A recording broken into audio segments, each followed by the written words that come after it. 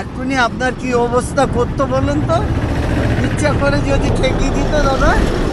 আমি আপনাকে চিনি, হ্যাঁ, আমি আপনাকে চিনি। কি করে? আমার এখানে লোকালেই বাড়ি, আপনাকে কোথায় দেখেছি, অনেকবারই দেখেছি মনে হলো, ওই জন্য আপনাকে লিফট দিলাম, নাহলে দিতাম না। না না, কি করে? হ্যাঁ, আপনি স্টিকার বিক্রি করেন গাড়ির, মনে পড়েছে। অনেকবার দেখেছি। কি চা খাবেন না না না না, চা না। ও দা, চা খাবেন? না, আপনি আমার উপকার না, না, না। সহযোগিতা করলেন, একটু চা খাবেন নিন দাদা, আসুন। না না না, চা আমরা এমনি রাস্তার মানুষকে লিফট দিই। ধর, ও কি ধরনের? হ্যাঁ। ও রাস্তার মানুষ বলে আপনাদের এইটা এরকম করবেন না। পছন্দ হচ্ছে না? বাইকওয়ালাদেরকে কখনো পয়সা দেবে না। না, চা খাবেন।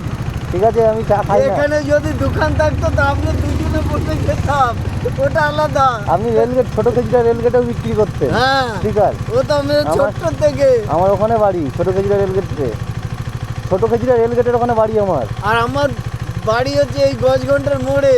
হ্যাঁ, আমি আপনাকে এবং চিনি, সেই আমরা জন্য আপনাকে এই গেটটা যখন বন্ধ হয়ে গেল, হ্যাঁ তখন আমরা চলে গেছি সত্যগ্রামে, হ্যাঁ আদি সত্যগ্রাম। হ্যাঁ, ওই জন্য আপনাকে লিফট দিলাম, নাহলে আমি অনেক অচেনাকে বলে লিফট দিতাম না।